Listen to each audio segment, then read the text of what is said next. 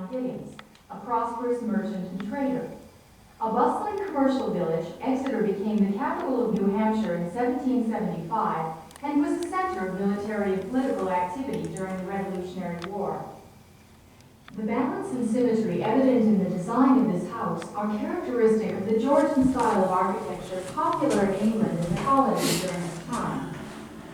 It is constructed around a huge central chimney with separate flues for each of the 5 fireplaces that heated the rooms and provided a heat source for cooking in the kitchen. The hall, or keeping room, on your left, was designed to accommodate the informal daily activities of the family. It contains a number of furnishings in the Queen Anne style, popular during the mid-1700s. On your right is the parlor, or best room, which was used for entertaining and other special occasions. This room is currently furnished with reproductions. This house, built in Exeter, New Hampshire in 1751, represents a time in the colony's history.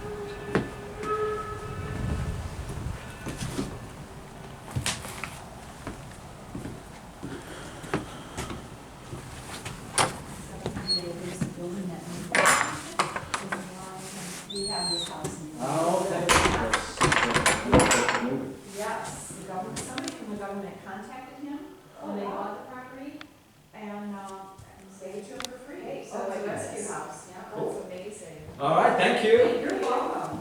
Enjoy your baking day. Thank you. Thanks. So you making the Firestone is baking day. Oh, so that means they're going to be baking cookies and dessert even in the afternoon. Oh, fabulous. Even better reason to go. And there's bedrooms upstairs. We're staying Yeah, over same there. That's the room high. That's the room the family would have used for special occasions and Cool. holidays and maybe quiet afternoons. Oh, really? Yeah. In Kentucky. No. And she's got a really big house. Oh, hi. Hello, how are you? Oh, fine, thanks. How are you? I am good. This is the sitting room that we're in here. The Carroll family and their 5 children lived in this house. And they also had a tutor who lived on the property and came in to teach to children, the ones who were still school age. In 1860, which is the year we talk about here, there were 5 children that belonged to Mr. and Mrs. Carroll, but he also had an older son from his first marriage, who was 19. And it was that older son that helped his father run the plantation. We don't think the older son lived in the house. We think it was just Mr. and Mrs. Carroll, as well as the 5 children between them. There was also a tutor that they hired to live on the property somewhere full-time. She was the one who came in and taught the children on a daily basis. So this room here, because you're saving the other one for special occasions, this is the one which the family would use most often. Anytime they were indoors and they weren't upstairs sleeping, this is where they would have been. Mrs. Carroll would have gone into the kitchen occasionally, but she wasn't the one doing the work in this house. This was located in St. Mary's County, Maryland, which is the extreme southern end of Maryland, on that piece of land that comes down to a point with the Chesapeake Bay on one side and the Potomac River on the other. And that's where this was located. In 1860, St. Mary's County population was 1,500. Half of that was enslaved and the other half was considered free. On this plantation, which was 700 acres, and with main crops of tobacco and wheat, there were 75 enslaved people. There were cabins for them. There were about 13 of them, and they were located quite a distance from the house and apart from each other as well. No 2 cabins were closer together than a quarter of a mile, and that was most likely by design to keep them from hatching escape routes, for example. Also might have kept them a little. Are you taking a video of our lovely floor there? Yeah, is that linoleum or? It is what I call the precursor to linoleum. So it is painted cloth, and it has layers of oil on it protecting it, which is, I believe, the same way that they make linoleum. Okay, yeah, I didn't know that was around in 1860. I know, it kind of looks more like 1960s, doesn't it? Yeah. Groovy. And I see the fireplace was built first, and the invention of the wood-burning stove only came later. Right, right. And so in the summer times, we actually take that stove out of the room, as they would have done, just to have more room. And we cover over some of the furnishings in the parlor as well.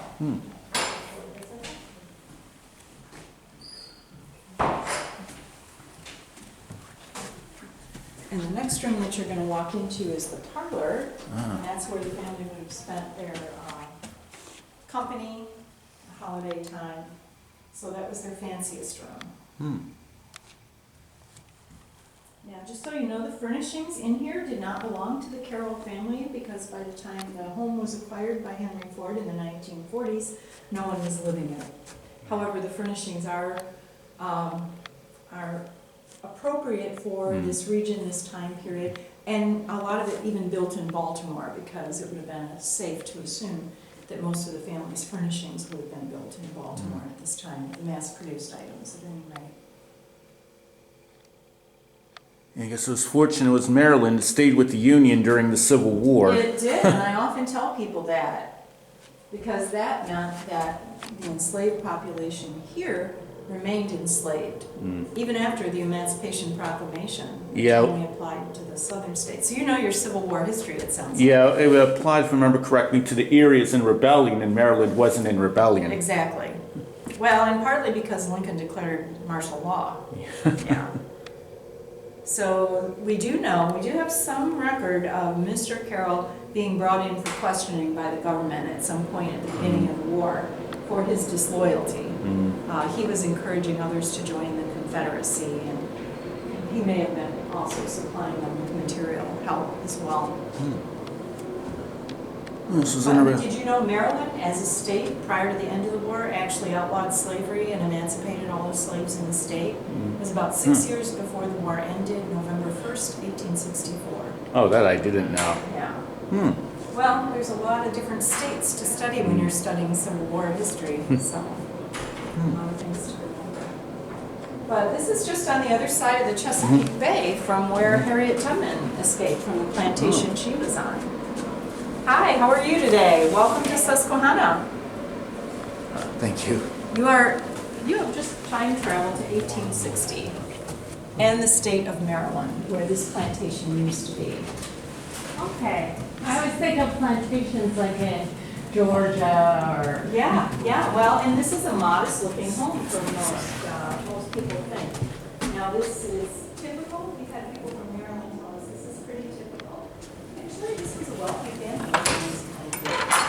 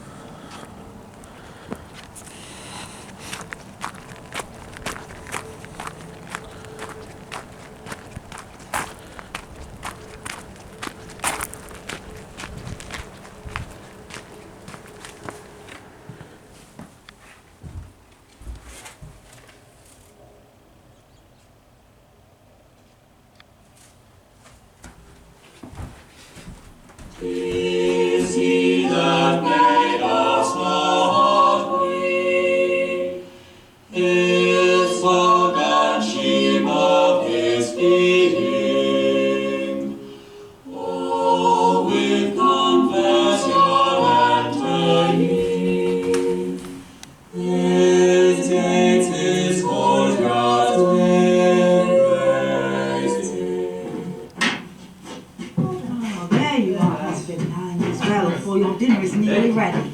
Ah, dear wife, I trust there's a good meal set before thy husband is that like this day. Husband, thou shalt not go hungry.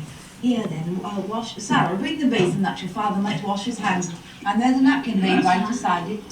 Come on, Sarah, bring the basin closer, or I'll pinch thee black and blue for thy sloth. Oh, Thomas, such nonsense. Splash up thy hands, though. Oh, thy head That's upon my petticoat. Cow Come on, baby. children, now let us set to our dinner. Yes, sit thee down, husband. That's well.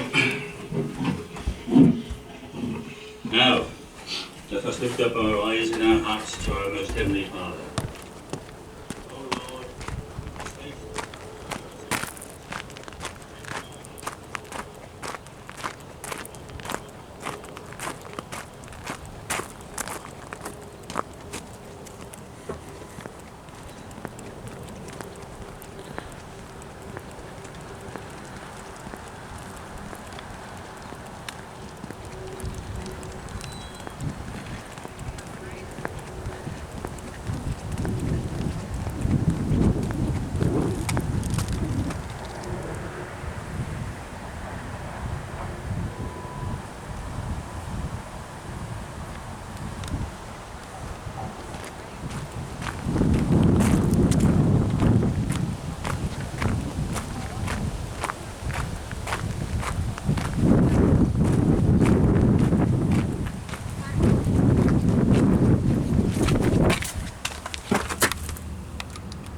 The windmill represents an early use of natural power for industrial purposes.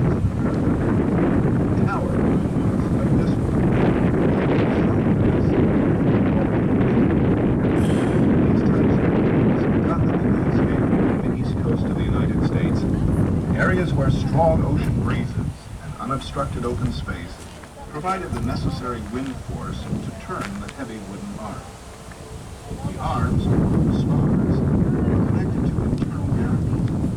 When revolved by the wind, they provided the power of 3.5-ton millstones located on the second floor.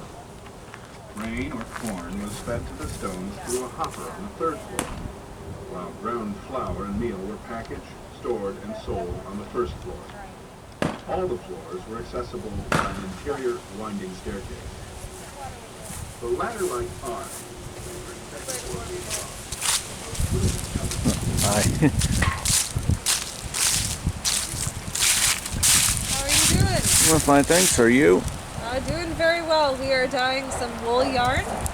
You can see two shades that look really similar right now, but that's in part because we just took our soaked pre-mordanted wool and put it into our Brazil wood.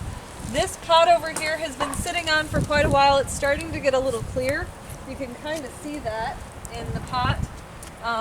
But we have in here some of our sandalwood or Saunders wood or sandalwood. Goes by a few different names. It was a popular dye stuff. But it's going to be kind of a salmon color, and it'll stay this color. And the Brazil wood will get a little bit stronger. So we're just kind of mixing these two. I'm just getting that pigment to come out. So trying to get the heat to release that pigment from inside the dye stuff. And we did already do one batch, and that was our Osage orange that's over on the front. Sometimes we get a really strong yellow that's like almost like an orange color with a hint of green to it. And so Osage orange is a really kind of a beautiful dye stuff because it's a strange sort of color you can't even duplicate in modern day synthetic dyes. Wow. A lot of work. Two more colors that we're going to be doing. Two different dye pots over here. The one in the front over here is alkanet that was also an import from South America. And we have another pot that is cochineal, which was also imported from South America. So really kind of neat different colors that we'll get. Alkanet can give you colors from pinks all the way up to purples. And cochineal can give you things like a light pink all the way up to cochineal was actually a scaled insect from South America. If you'd like to come around and take a look.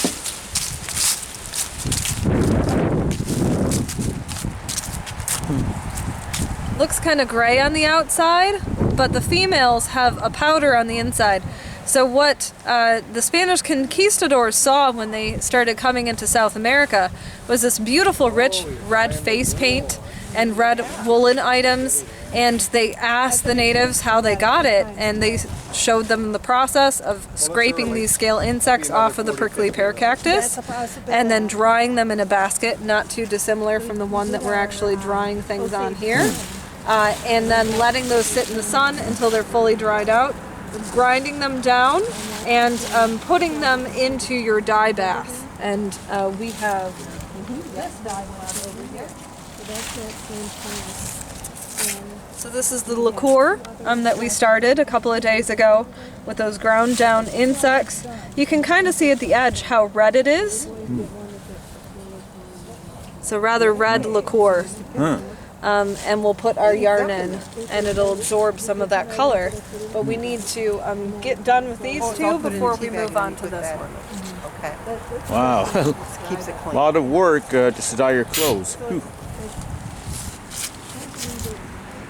This is the way that these folks would have been experiencing color. You know, you have color in your flowers in the summertime, but harvesting that and being able to save it and put it in your clothes was an exciting thing.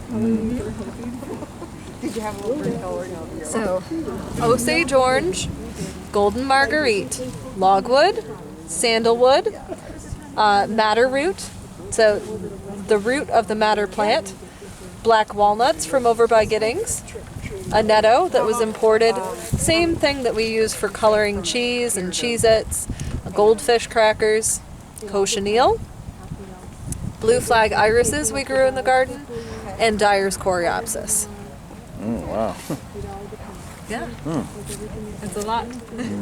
Oh, thank you. You're welcome. And then you just take it out.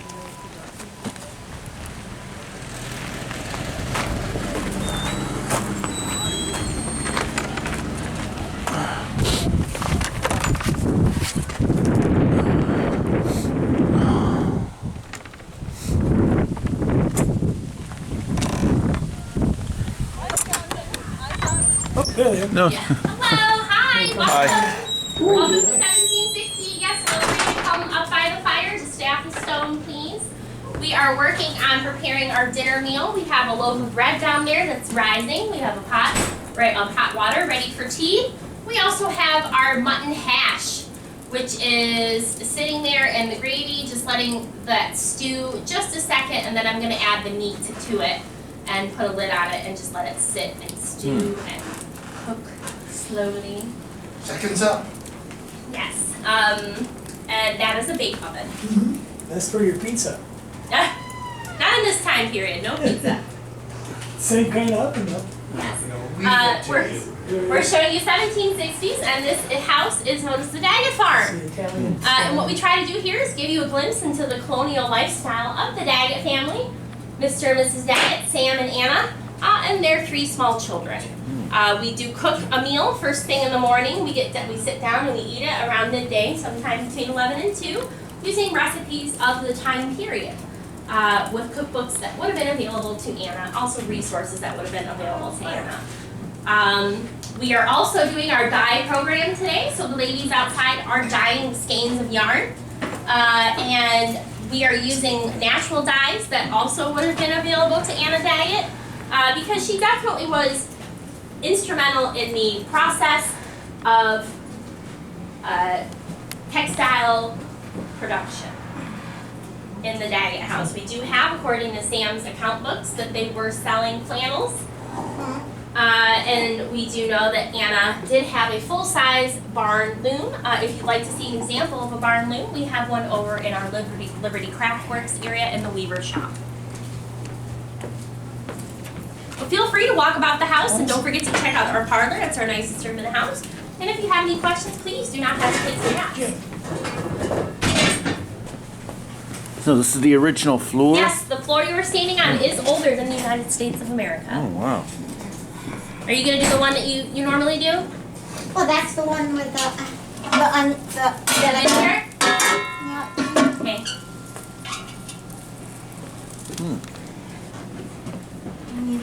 I'm going to throw the lamb in and put the lid on it and let it cook. You gotta, Let's cook down just a tad. I'm thinking one of us should go outside for a while. Okay, I'm actually hot. I can do that. Unless you want to. What do you want to do? I don't, just as long as one of us goes out there. Okay.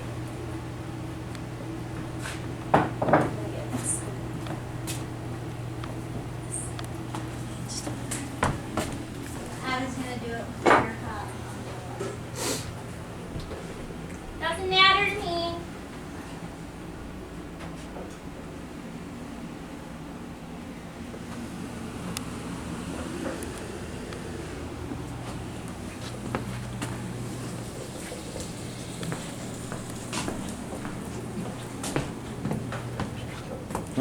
Room over here.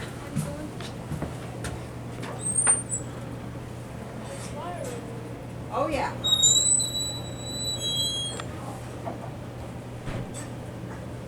Hello. Oh, hi. Hey, I think my sunglasses on me here.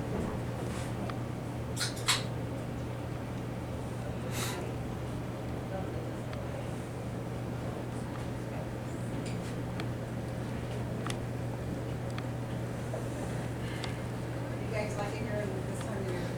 I'm sure. They both have their pros and cons. Thank you very much. Thank you.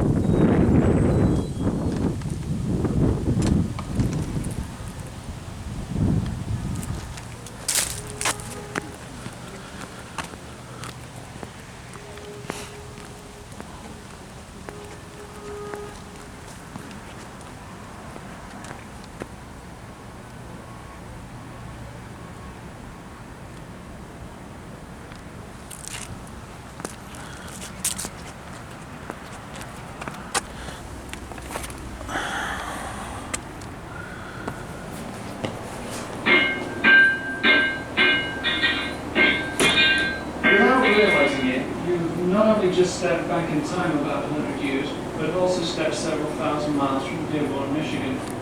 This blacksmith shop was originally built in the village of Snows Hill in Gloucestershire, England. It was owned and operated by the Stanley family. They've been in business there as blacksmiths for at least 300 years. The shop is outfitted to appear as it would have been in the late 1800s, but apart from a few refinements, it would actually appear familiar to blacksmiths from many hundreds of years before then. Blacksmithing was an elemental trade, both in terms of the activity itself, shaping and manipulating hot iron using hammer and anvil, and in terms of the trade's place in the community. Even the tiniest village or settlement needed the services of a blacksmith to make essential items: hinges, nails, door latches, the kind of thing we're now used to buying in any hardware shop. Despite all the heat and hammering, it would be wrong to characterize the work of the blacksmith as all noise and brute force. The blacksmith had to understand and make mechanical devices, had to know how to plan a complex design with perhaps only simple sketches or brief descriptions for guidance, had to carefully manipulate, shape, reheat, and reshape a difficult material, a material whose changing properties could only be judged by color or response to the force of the hammer. In short, the practical and occasionally decorative goods made in the blacksmith shop were the products of highly refined skills and considerable sensitivity. By the late 1800s, the blacksmithing trade had changed. Cheaper standardized goods made in large factories and transported by railroad made blacksmithing less profitable. However, blacksmithing has not entirely died out. It carries on to this day in a very limited fashion, catering to specialized markets.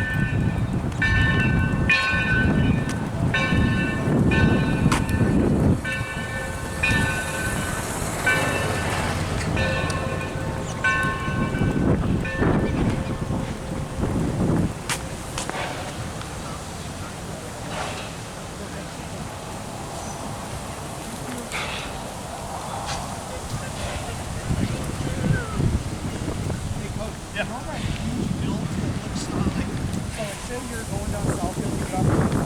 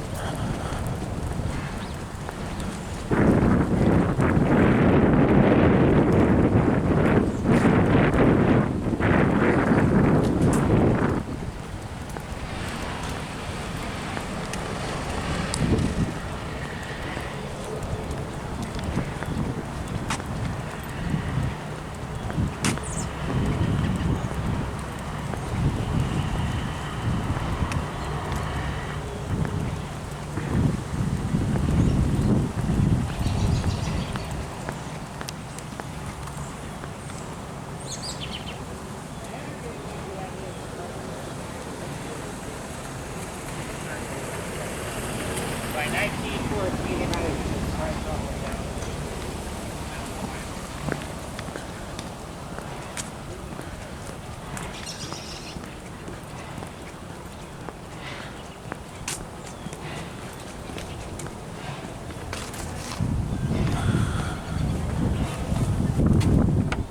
Now look.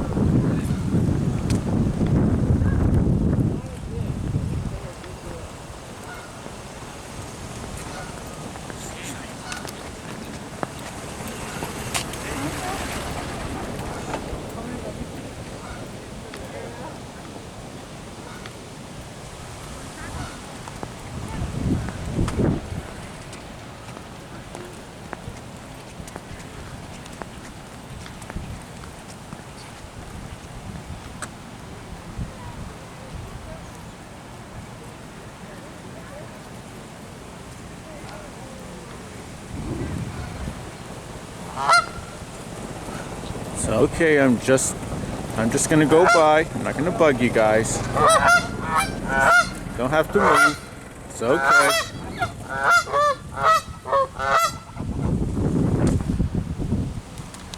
It's okay. I'm not gonna hurt you guys. In the house.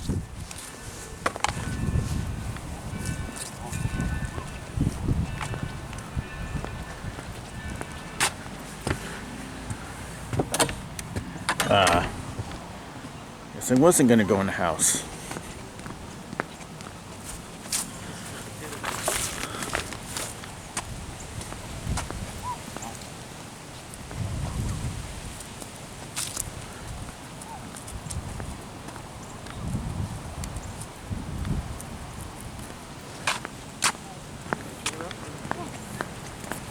The door is locked. Okay, thank you. Come.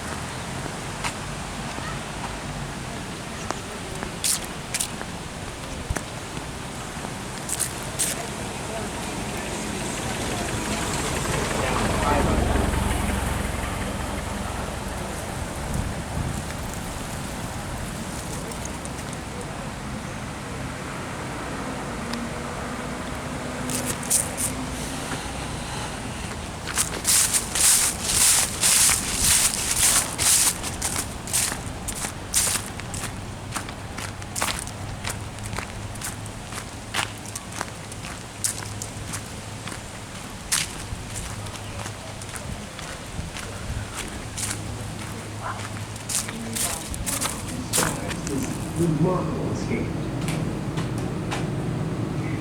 I went to a carpenter and convinced him to make me a box. When the box was finished, I placed it before my friend, who had promised to assist me with my escape. He asked me if the box was to put my clothes in.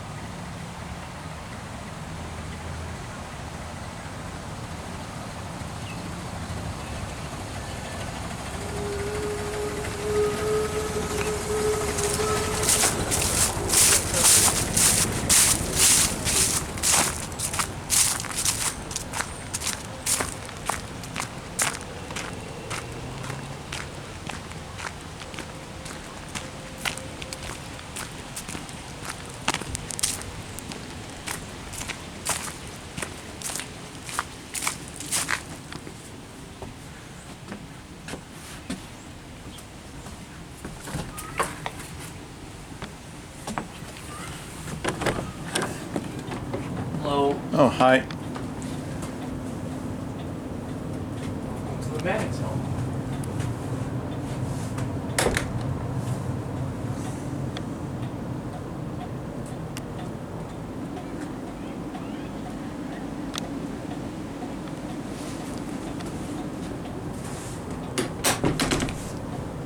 This is a black family that lived here near Savannah, Georgia. They lived here for quite a while. A few years after emancipation, all the way up until the 1940s.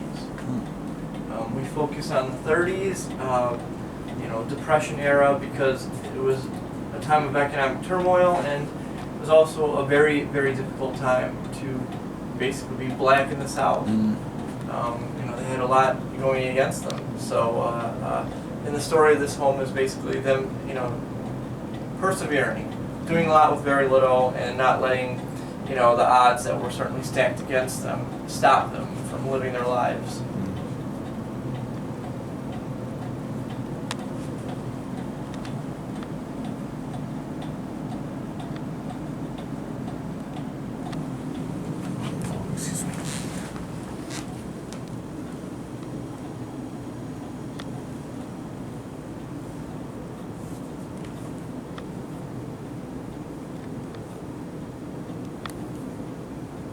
Most of the stuff in here is original too, especially in the bedroom that you're looking in.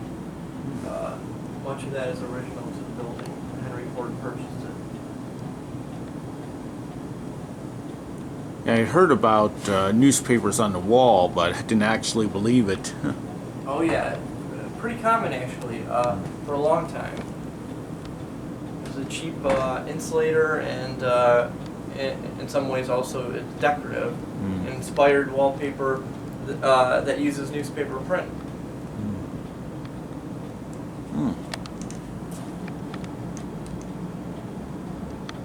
Thank you. Thank you. Take care. Too.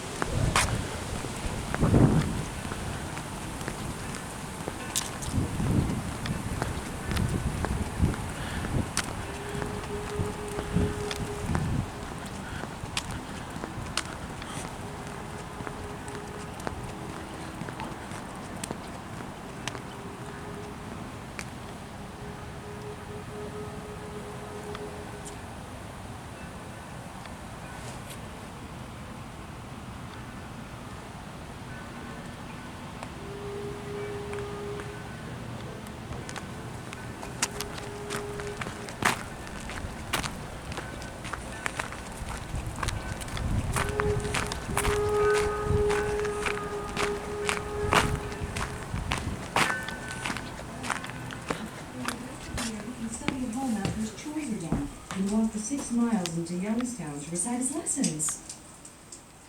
Anna, you surely are determined. Alexander, when you asked us to move to Ohio from our community in Pennsylvania, you said it was for a better life, even though we left our friends and family.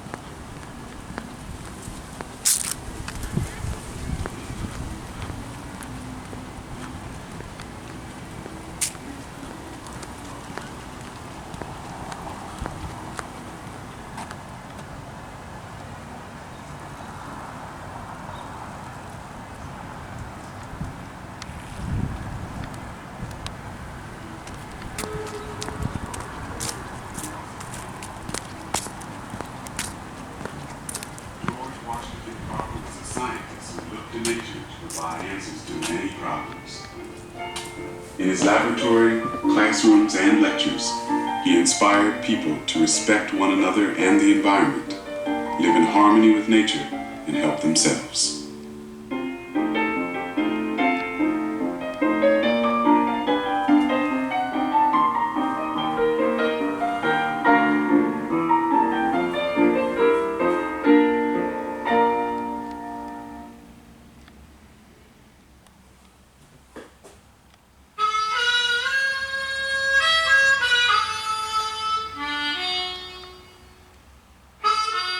George Washington Carver was born into slavery in Missouri before the end of the Civil War. He left home around the age of 12 and attended many schools supporting himself. Eventually, he earned a high school diploma and became the first African American to attend Iowa State College, graduating in 1896 with a master's degree in agriculture. Booker T. Washington, principal of Tuskegee Institute, the school for African Americans in Alabama, invited Carver to head their new agriculture program. He accepted and looked at the move as a chance to help his people. The South was still dependent on cotton. Tenant farmers fell deeper into debt trying to grow cotton on worn-out soil. The cost of fertilizer often used up the farmers' profits before the crop was planted. Carver knew the soil could be brought back to life through hard work at no cost, composting leaves, mulches, and animal manure, plowing under grasses and plants, rotating cotton with other crops.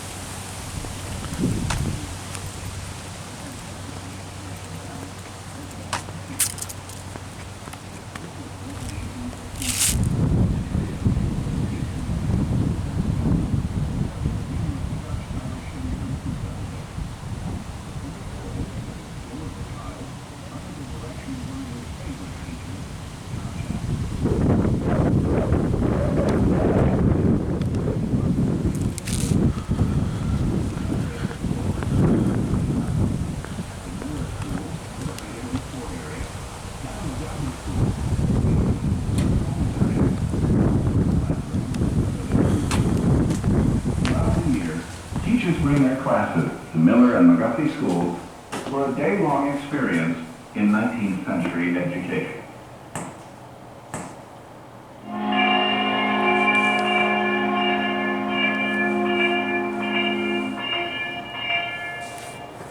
Imagine yourself as a schoolchild in the late 1800s.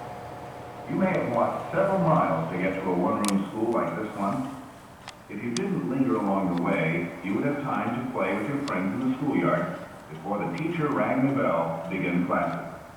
Then it was time to settle down to a full-day study, which may have included reading, penmanship, arithmetic, spelling, geography, history, music, and art. Boys sat on one side of the school, girls on the other. The youngest children sat in the front rows just behind the recitation benches, and the oldest children sat in the back. Certain regular chores were assigned to specific pupils, often on a weekly or monthly basis. One child might be given the responsibility of bringing in firewood.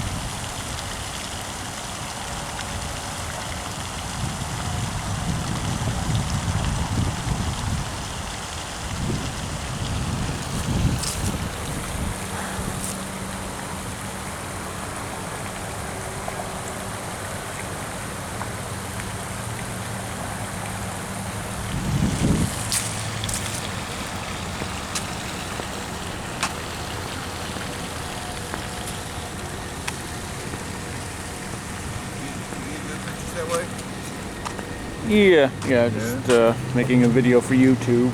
Oh, really? Yeah, should start uploading it tonight.